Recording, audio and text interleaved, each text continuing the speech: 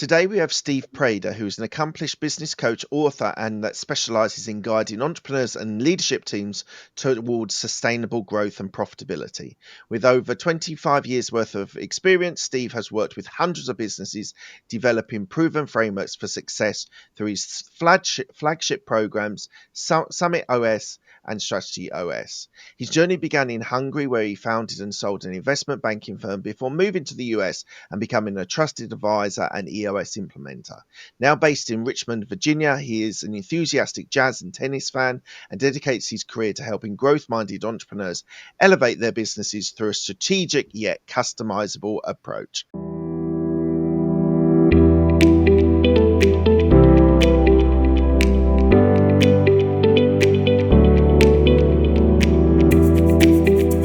Hello, Steve. How are you today? Thank you. I'm very good. And especially after this introduction, which was expertly put together, I'm pumped.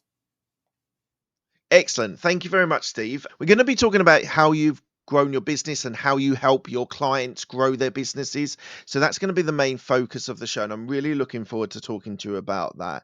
As I ask all of my guests, the first question I ask is, what does a business mindset mean to you? The business mindset means it's a mindset to build a business rather than a mindset to drift with a business. And I make this distinction because as a business coach, I try to avoid working with people who don't have the right mindset. So what is the right mindset? It's all about growing a business. I believe that it's not a new idea that anything that is not growing is dying. So for a business to be successful, it has to be growing. If it's not growing, it's not going to be able to attract the right people that can actually make it a success. It's not going to be able to gain market share. It's not going to be evolving and developing product. So growth is the primary criteria, and that requires a growth mindset. If someone is just they're focusing on, we want to make money, we want to take care of my family, but they're not thinking about, where am I planning to take this business, what is my ultimate objective, then it's that they are not in the right mindset to grow this business. Yeah. And we'll talk about your clients and how you help them and how you service them. Will be a key point of this podcast. So we will talk about that. So thank you for clarifying that. Next question. Tell me one thing about your upbringing which reflects on who you are today. Hmm. Okay, that's very interesting. My parents are professionals, they're doctors, and I grew up as with the expectation that I will also be a professional. Actually, my parents told me that they don't care about what I choose as my occupation for my life, but I just would have to set myself the goal to be one of the best in whatever I do. And that was my mindset. I didn't want to become a doctor because I saw my parents taking calls all hours of the evening and essentially not never be off. And I didn't want this kind of life for myself. Um, so I didn't do that. I went into a different direction. Now, um, yeah, I think in terms of upbringing, that's the most important. Why I chose developing business systems as an occupation, I reflected on it recently, and I think it was a result of a coping mechanism. So I was not good at school with rote learning stuff, and in Eastern Europe, where I come from, that was the thing that we had to memorize things, and I was not good at without having some kind of a framework to hang the information on. So I very early on, I was developing skills to take notes in certain ways, in a graphical way, so that I could remember things. And I always had to tie things back to causes, cause and effect, and so that I understood the logic, how things build up, so that I could remember it, I could recall it. And I think that eventually that coping mechanism that I built for myself evolved into building business system, which is really systematic ways of growing businesses. Are you dyslexic? No, I'm not. I'm a fairly No? fast Okay. reader, so that's not about dyslexia. It's about, I don't know. Maybe it's ADHD. I don't know what it is, but I was just I couldn't remember anything that I was not interested in, and there was a lot of stuff Yeah. that I had to learn, and I just didn't have the motivation to learn it. And when I turned it into a game by creating this mental structure, it became more interesting and I could learn it. So I guess something like that. Yeah, I only ask because that sort of organization of your mind and organizing the work and understanding it the way that you needed to understand it to be able to Mm. recall it is actually a little bit dyslexic. That's what my daughter struggles with sometimes and she has to learn things in her own specific Yes, way, not necessarily the way the teacher is teaching her. That's why it's I asked, interesting. but that's Yeah. fascinating. So you brought up in Hungary. Was that behind the Iron Curtain? It was up until 1989. So the first 12 years of, no, first 20 years of my life, 20 couple of years of my life, it was behind the Iron Curtain. But it wasn't as bad as it sounds. I mean, Hungary was referred to as the most joyful barracks. We could travel within the Comic-Con, we could travel, and then you would get, if you had an invitation from a relative, you could travel. So when I was 10 years old, I'd come over to America for the summer to visit my aunt. And my parents sent me to a language course in England when I was 14, 15 years old. And we went on skiing trips and summer trips. So it wasn't as bad at all. I see meet a lot of people in America who traveled a lot less than I did in my childhood. Yeah. Yes. Wonderful. What inspired you to start an investment bank in Hungary? Uh, so after I graduated college, I got this scholarship in the Netherlands, and then from there I got an internship in London with KPMG. So I became an accountant, and I had a flatmate in London who was into investment banking. He said that he was specializing in finance stuff, and I just found it really fascinating, and I started reading up on it, and I got really into it. So after I got my chartered accountant qualification, I went to work for the EBRD, which is what kind of multilateral thing, and a bunch of investment bankers were attracted to it early on, and so I went to work there, and then from then on, I went to another bank, and then eventually I got into it. It wasn't clearly investment banking, which I had in mind. It was more about capital markets and being involved in deals. So I was doing structured finance early on. What I like about it is the excitement of the deal. So it's about helping someone sell a business, which means either realize the fruits of their labor or merge it with another business which is more successful, or acquire a business. So it's all about this idea of growth, an idea of taking leaps in growth rather than just incremental.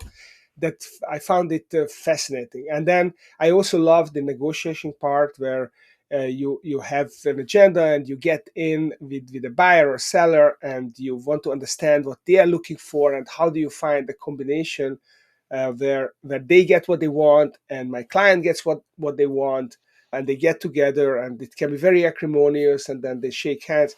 I found that a fascinating process, and that's why what attracted to me to it. And then the actual there's also a story around the actual circumstances how it unfolded, but yeah, that's another story. So maybe it's too much for one question.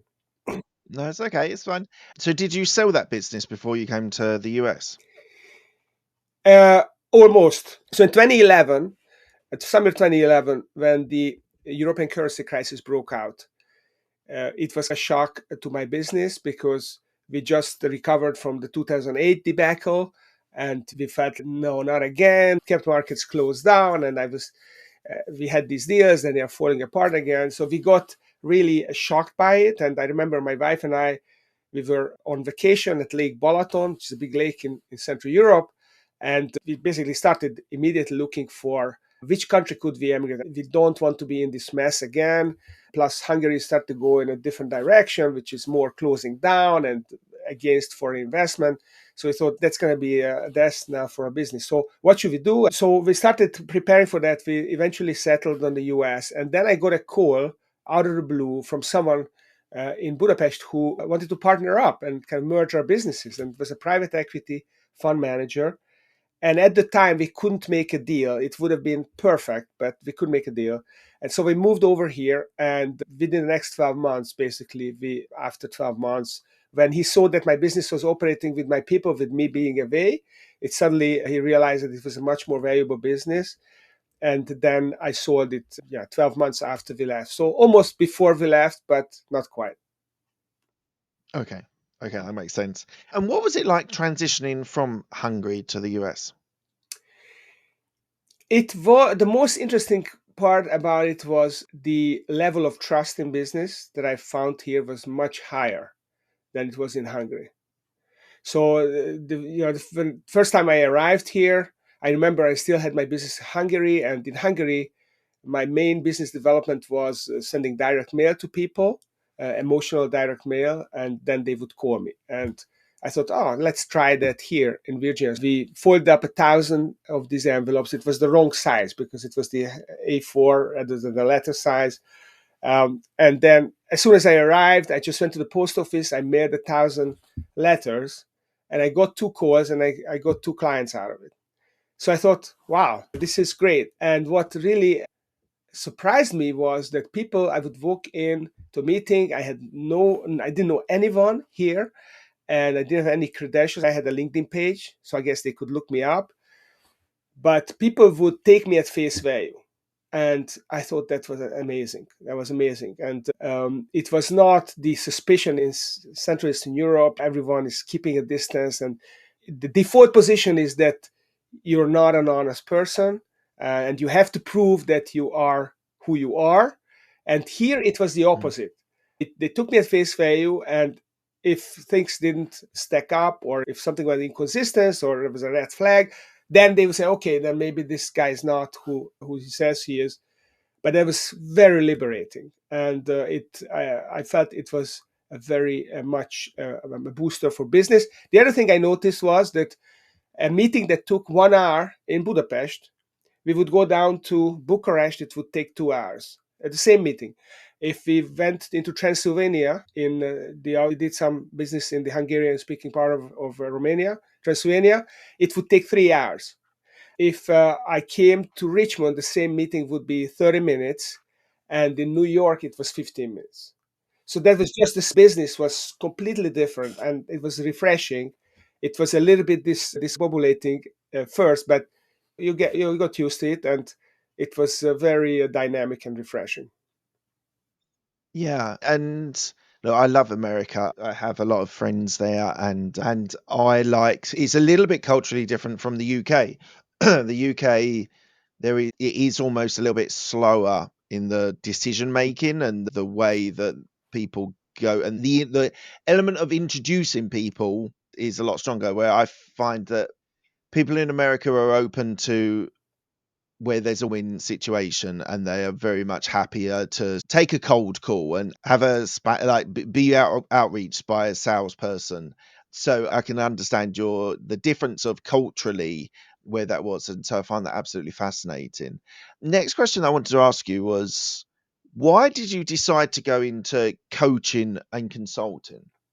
Yeah, so we arrived over here, and I started doing investment banking, and I got a couple of clients, and then I brought one of my people. So one of the critical thing for me when selling my company was that I could keep my best person and working for me. So I wanted to build a business here. And after about 12 months, what I realized was that it was an uphill struggle because really we didn't have a network here. And the initial direct mail thing did work, but it wasn't a sustainable thing. And doing marketing here was completely different. I had a newsletter in Budapest, which in Hungary, which worked really well in thought leadership. It didn't work at all here. It was a print newsletter. So we didn't. I could figure out the sustainable way of growing that business. When we got the green card about a year after we moved here, my wife got really nervous about me being an entrepreneur and being in such a risky business.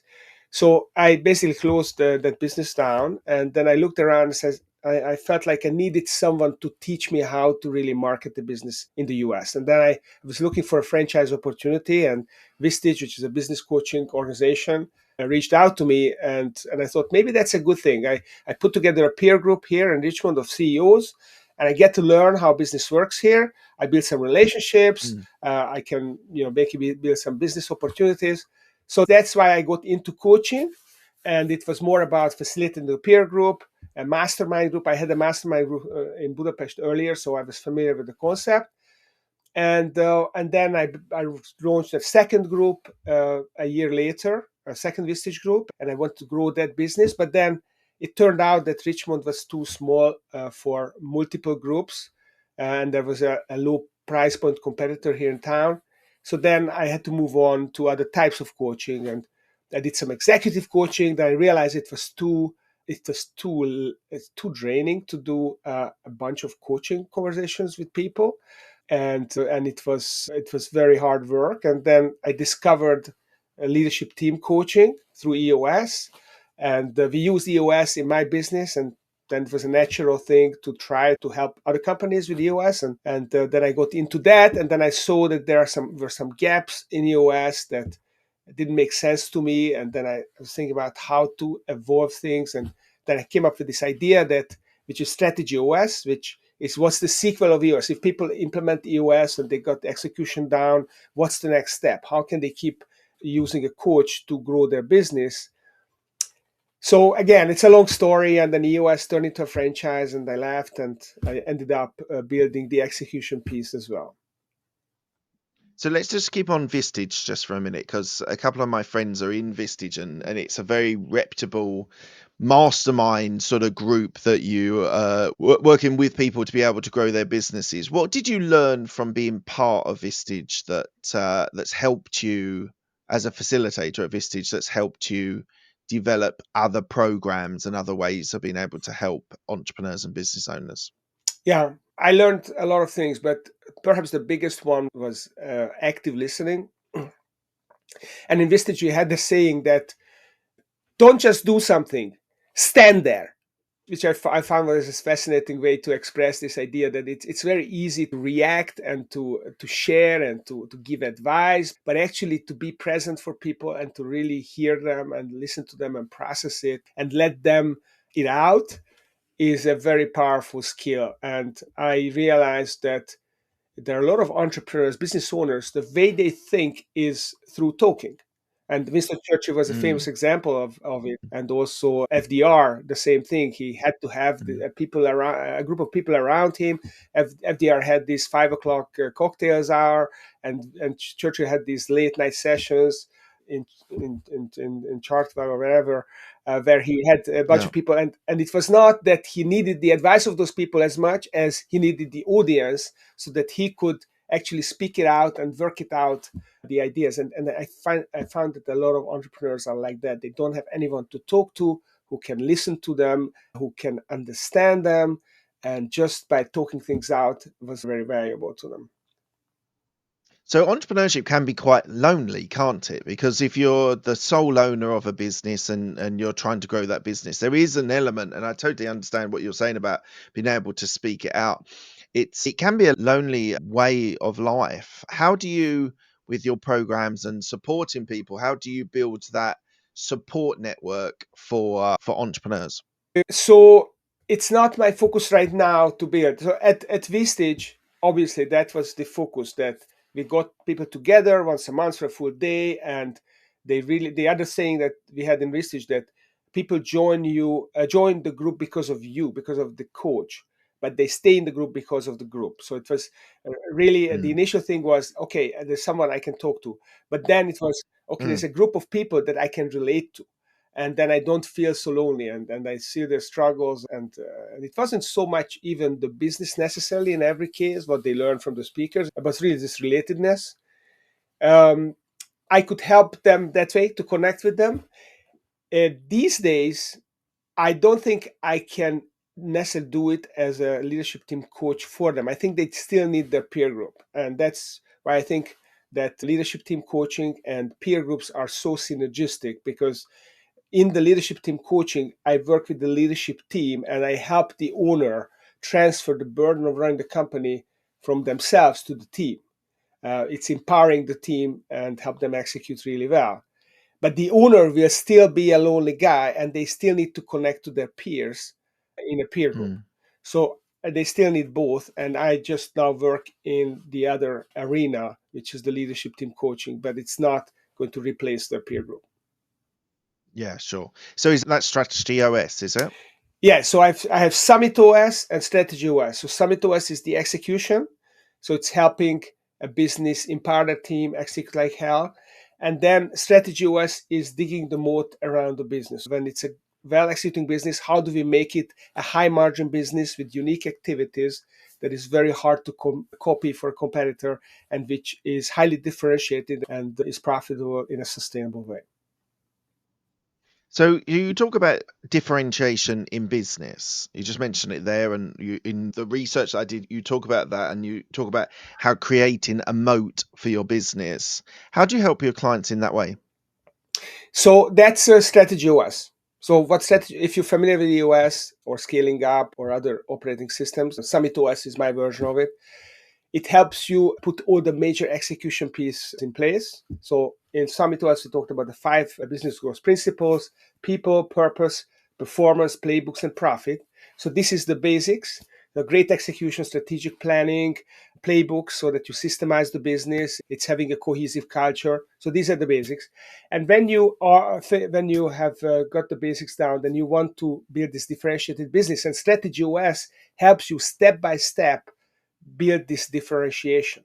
It's discovering your uniqueness. It's discovering the right positioning, what the market forces that you are this in. It's your environment, and how do you position yourself to be the most profitable in this environment. It's about discovering your constraint and how you can overcome. It's the coping mechanisms. I told you my coping mechanism helped me become a systems coach.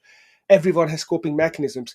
And what I have found was that the most successful companies had the biggest struggles for which they developed the coping mechanism, which then became a competitive differentiator.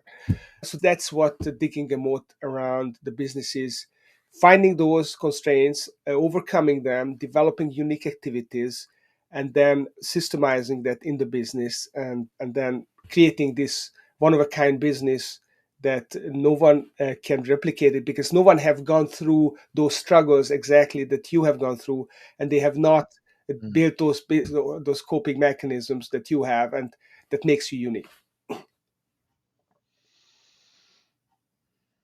Can you give an example of a client that you've worked with that you've helped be able to grow and scale their business for them? Yeah, I can give several examples. So one is a real estate syndication business here in Northern Virginia, and we started working 3.5 years ago. And they didn't have a structure, they didn't have processes, they didn't have execution system. They were just basically three people in a room, and they're trying to figure out what to do. And fast forward today, they have 20 people. They 4x the revenue, they 3x the profit. They have a team, and they are growing dynamically.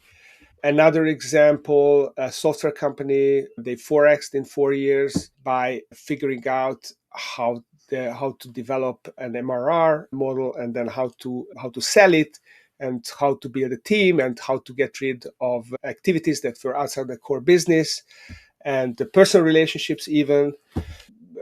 I worked with plastic surgery the last 15 months, and they between 2 and 3x their business during that time. It went from just a mom and pop type business into now multiple doctors and multiple operating rooms, and social media doubled. Pricing went up dramatically.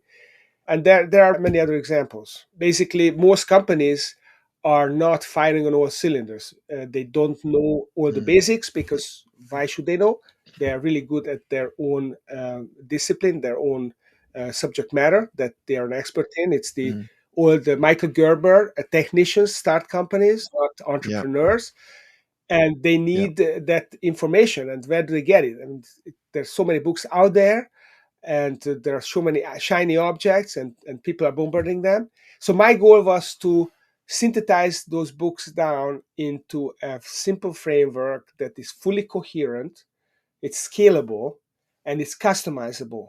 So we have developed about 80 proprietary tools that all of them talk to each other. It's like a Lego kit, and you can build your business. And depending on where you are, you use these bricks, and if you're this way, you use the other bricks, and you just build. You put in the missing bricks, and you build your business like that. Yeah. And you mentioned Michael Gerber with the E-Myth. Is there another couple of books that you would recommend as really good things for business owners to grow their business with? Yeah, absolutely. Many books out there. So the classic ones, Michael Gerber, E-Myth, and then in my genre, in the business systems genre, then Jack Stack, The Great Game of Business, and then Vern Harnish, Rockefeller Habits, Scaling Up, Patrick Lencioni's books, who talks about team dynamics, five dysfunctions, and the advantage come to mind. And then you have the OKR books about OKRs, and then Jim Collins. Obviously, the Jim Collins books are very valuable, and then Peter Drucker, going back, and Andy Grove, fellow compatriot Hungarian who ran Intel. He wrote a couple of really good books. So there are a bunch of being, and there are hundreds of others. Yeah, no, Yeah, absolutely. There is a yeah, long it's a long list there. list, People can get and help. I have a picture of all the books that went into the Summit OS system. So we have about 48 different books that contributed to it, and it's a funnel. How do we Right. synthesize these ideas down into coherent that works well together? Because most of the time, you read these books, they overlap, Mm, and then it can mm, become mm. very confusing because you read an idea here, and then they talk about the same idea there, but they use different terminology. And then how do you reconcile it? You don't have the full picture in your mind where everything belongs. That's what a system like Summitos helps you with, organizes it for you. So what's interesting about what you've said is that whole idea of creating systems and processes. And that's something we come back to a lot on this show is when you're in growth phase, you need to where you start at the startup phase, you have a group of people, like-minded people, all pulling together in the same direction and they're trying to make a business grow. But I'm assuming what you've said, when people get to you and look for help from you, it's when they're looking to build systems, specializations, areas of the business that they can then propel, gasoline, put fuel on the fire to be able to grow it faster. For you, what is the most important aspect of creating systems and processes for business owners? I think it's basically a discipline. So it's a Interesting. discipline to actually do it. It's not rocket science at all. It is recognizing the importance of it, really getting it. Even some business coaches don't recognize how important those are, even those that teach them, because they don't viscerally um, get that it's important. They understand it logically, but their mind doesn't work that way. So I know some business coaches who are really good salespeople, and for them, the way they do business and the way they teach their clients is they just sell them on ideas, but they don't help them necessarily execute them because it's not how they operate, and therefore they can't teach other people. So the most important thing is to recognize it's a discipline, and they have to ingrain it in the business, and they have to optimize it over time. And if you build the machine that will do it, then you will have it in your business. It's like another important a book, Atomic Habits by James Clear. Mm, So he mm, talks about this mm, idea that you can stack your habits, the habit stacking. The way I think about being a business is it's a bunch of habits stacked on each other. And you right. have to be very meticulous about not jumping from one to another before you actually ingrained it. Don't try to do more than what you can. Don't bite more than you can chew, and that works for business as well. So first you have to have the basics, and then you can put one by one those little new habits and make sure that you fully ingrain them and you internalize them, and then they become second nature, and then you can have another one, and ultimately you'll have a great business which is fully systemized, and it's like a great character of an individual who's got great habits, and they sleep 8 hours, and they do their exercises, and they do their reading, and they do their social thing, and they learn new things, and they do get their work done on time. And it's the same thing for a business than it is for a human. So So after speaking to you for a little while, it feels to me that you're a very thoughtful person. You said that you brought 48 books, roughly 48 books into your your strategy OS and Summit OS to be able to build your coaching practice. How do you simplify what you're teaching to be able to have its greatest impact? That's a great question. And this is, I can't give you a documented process for simplifying. It's one of those things that it happens in the mind. It's synthesis. So how do you synthesize things? It's understand the basic elements of something. And actually, the way I came up with the Summit OS 15 business growth practices. This is a little wheel that kind of shows you. So there are 5 principles that I mentioned: the people, purpose, performance, playbooks, and profit. And below which there are 3 concepts each. And I call these the 15 business growth principles. And I didn't come up actually with the 5 principles. So when I left the US, I joined an organization called Pinnacle. And they had the founder of Pinnacle, Greg Cleary. He came up with the 5 principles, but there was no clear, I didn't see any clear explanation of why these 5 principles and what's behind it and what makes them work. I was struggling teaching it, and then I said, okay, so let me clarify this. So what? Okay, these are 5 principles. That's great. It actually comes from Shigawa Shingo. It's a Japanese idea, just rephrased for business. So what are behind each of these?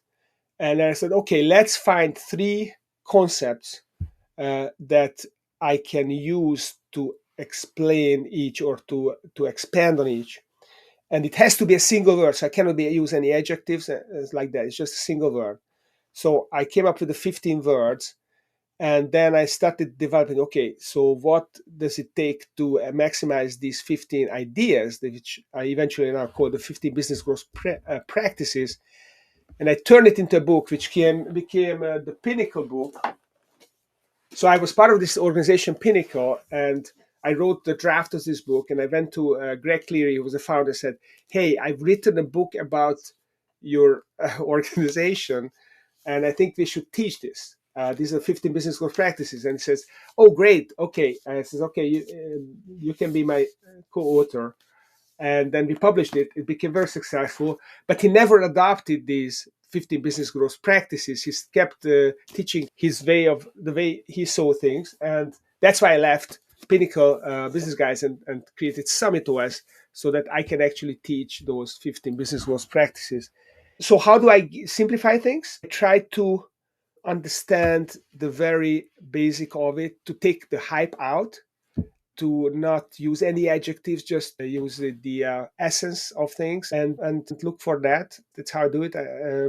Actually, it is a principle in Summit OS that if we cannot teach a concept in less than 5 minutes, 3 to 5 minutes, it's much too complicated. It's not going to work.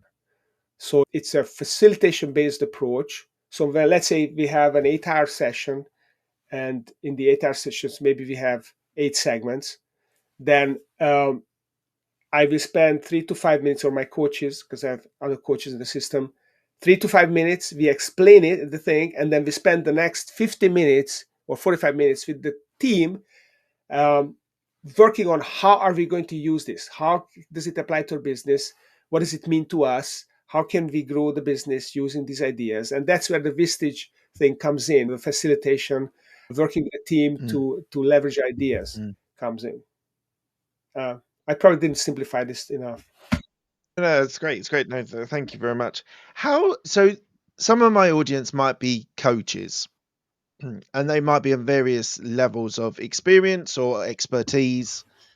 How do you specifically go out and find your clients? What's your marketing and sales processes for new clients? Yeah, I have a blog, a weekly blog that I write. So some people respond to it. I also have 6 books out on Amazon that we promote. So we get people read, and then there are downloadable tools that people can access from the book. We have 20 downloadable tools available for free on my website. I've got a book on my website, which is downloadable free. I also do public speaking.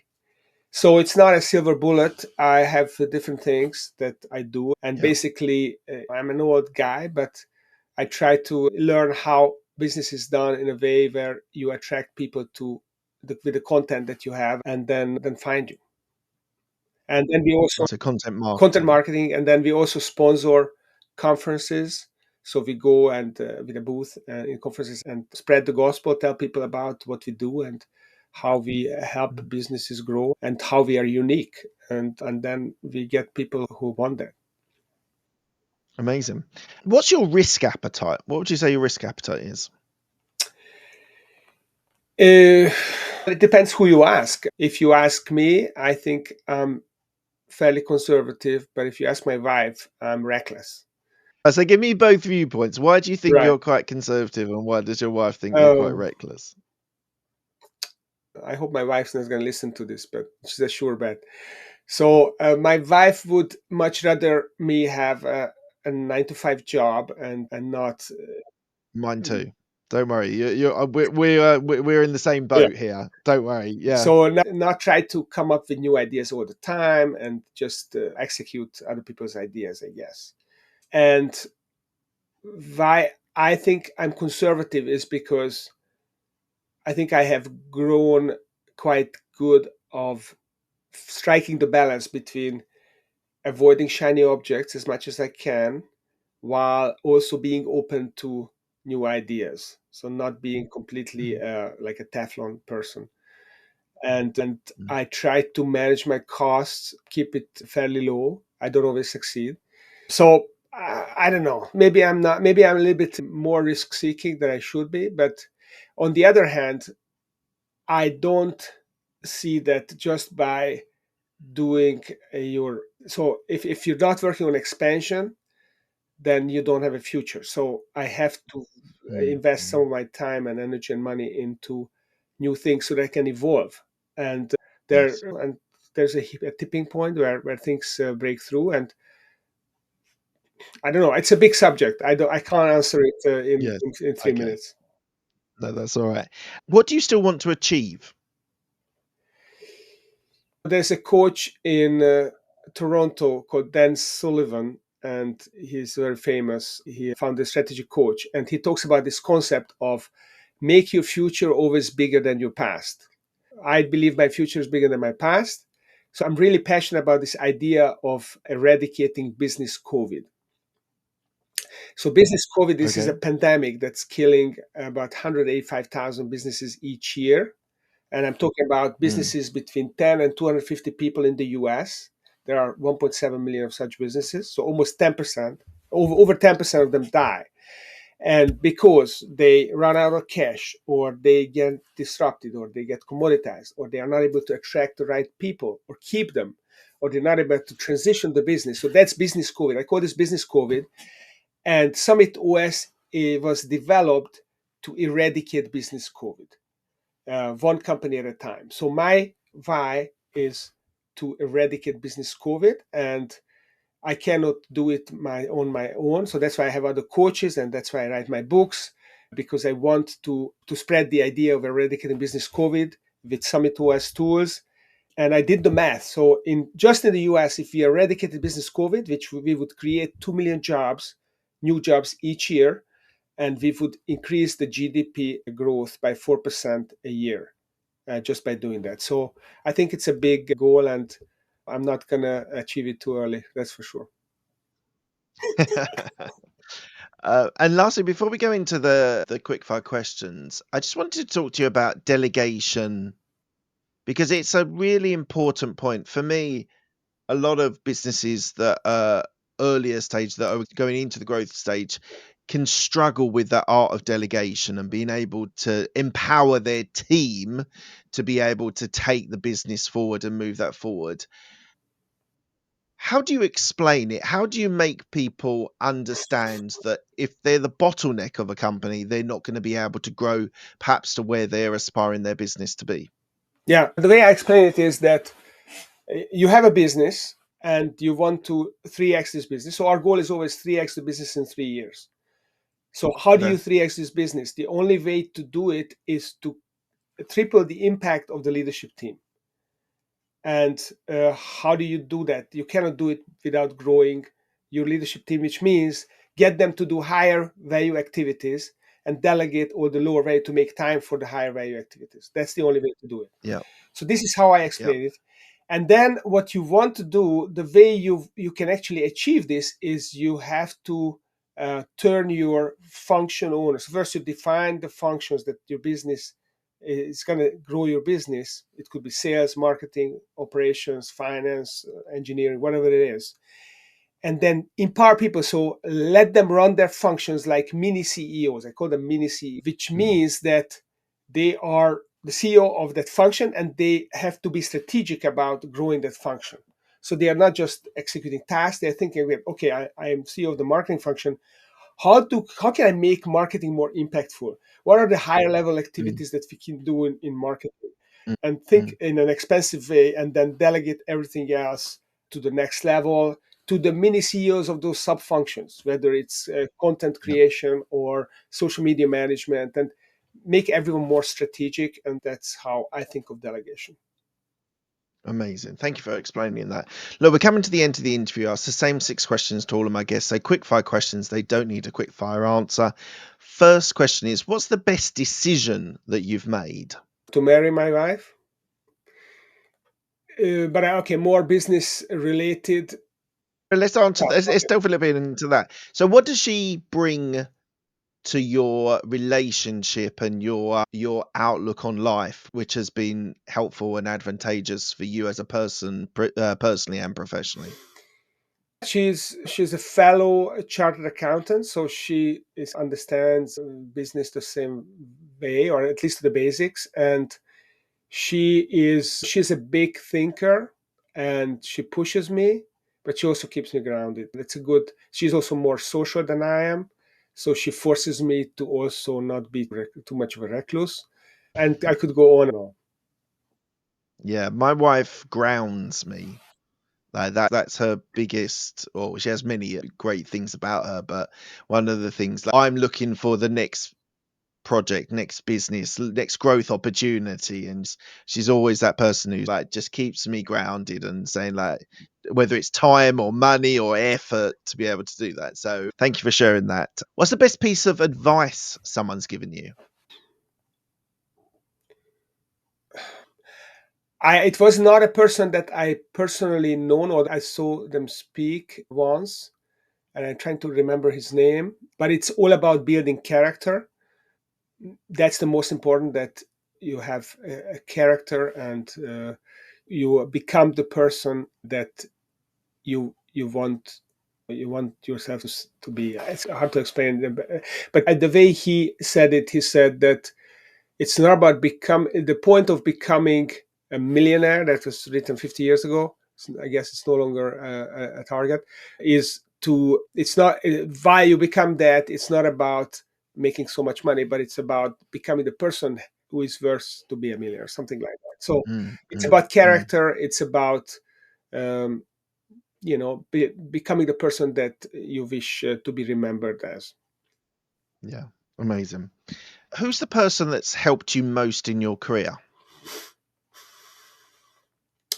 Probably my dad, by being who he is and seeing him how he succeeded as an athlete and as a professional, and seeing his struggles and how he overcame them, and how he in some cases didn't overcome them and he had to learn to live with them. And that was very instructive, very inspiring, and very instructive for me. Amazing. Tell me about a regret that you have. I'm not great on regrets, to be honest. But one thing I regret is allowing myself to be brainwashed in a certain situation. So I talked about EOS. I was doing EOS implementation without joining the EOS community, so to say, and it worked quite well. I developed the talk and I got clients and I've worked with them. I made a lot of mistakes, but I was growing. And then I joined the community and I started to be exposed to their ways of doing things, and I started to believe it, and then it stopped working for me. And I regret having allowed that to happen. And I know that this is Why did it stop working for you? because I stopped doing the things that worked, and I started doing the things that they said I should be doing to make it work, and they Right. just Okay. didn't work because my personality was different from Gino Wickman's or whoever, and it's just a big regret that don't let people tell you how to do things, work it out your way, and that's gonna work better for you. Yeah. Amazing. I've put in a new question. I've actually dropped one out and I put in a new question. Tell me something that most people don't know about you. Don't know about me and it's important, or don't know about it and it's irrelevant. So when I was young, I was a fencer and a competitive fencer. In Hungary, fencing is a big sport, and yeah, and I really loved it. And I studied it the same way as I studied business. I read a bunch of books about it and tried to figure out the mechanics and why those things work and how I could build it. And I can't say it worked as well as the business stuff, but that's most people don't know that. That's interesting. And just as a side note, your passion for jazz music, how do you think that's helped you helped you in business and as a coach? I don't know if it did, but I like about jazz music is that it's very creative and it can um, provide surprises, very curious surprises. And I guess it did help me in business because um, in business, it's also about improvisation. Sometimes you have to, in real time, you have to respond to things and you develop this intuition. If you watch, for example, if you watch jazz musicians, that they are in tune with each other and they respond to each other and they complement each Mm, other mm, and then they get to swing together. And that's what you need to mm. do on a leadership team. You have to listen and respond and get in tune and then start to swing together. And that's when the leadership team hit their stride, when they become like a jazz band that is really. Yeah, it's like the improvisation side, I think is very important in jazz. Like, I'm not a big jazz fan, but I know people that are, and they say that they can riff off on a certain way and then the band reacts and responds to it. I actually think it's a really good metaphor for there is structure, but there's loose structure Mhm. that you can then evolve and change while you're playing. I think it's a really good metaphor for business, so that's why I just brought it up. So thank you for Yeah, never sharing. thought of that, but I agree. Okay, cool. What does legacy mean to you? Hmm. You ask big questions, Mark. These six questions are very thought provoking. Is how it's been described. No, Yeah. I don't need a bigger legacy than eradicating business COVID. It's probably I'm not going to live to see it, but maybe that could be if other people take on and continue where I leave off and build on it and push the concepts, we could get to this point. So it could become Mm. a legacy maybe 100 years from now. I don't really think of these terms. Maybe I still feel young to think about my legacy, but that would be awesome. Yeah, that's why the question is, what does it mean to you? Because it can mean some people legacy of their children, some people legacy of their current business. Sometimes it's a legacy of an idea, like you're explaining that if we can eradicate business COVID, I think is an amazing aspiration for a legacy. Just keep going, keep doing it, and hopefully we'll all get there. Lastly, where can people find you if they want to reach out to you, if they want to find more about your business? So the best place to find me is stevepreda.com. And Preda is spelled with an E, not the fashion brand, Preda with an E. And yeah, and then they can find everything. They can find my systems, they can find blogs, they can find podcasts, they can find downloadable tools, even a book. My latest book is downloadable for free there. So that's the best place to go. Brilliant. Thank you, Steve. Thank you so much for your time today. It's an absolute pleasure exploring business coaching with you, and I've really enjoyed our conversation. Thanks so much. Thanks, Mark. You ask great questions. You're a great host. Thank you for having me. I really hope you've enjoyed that content. It's a really fascinating interview that I've done there. So please do, if you are enjoying this content, please do give it a like. Please do give a subscribe. It'd be really good to boost the subscriptions. It really makes a difference to the algorithm in YouTube. So thank you for that. If you do hit subscribe, hit the bell icon and you'll get all of the content. You'll get notified when all the content is available. Thank you so much for your time. It's really appreciated. Thanks a lot.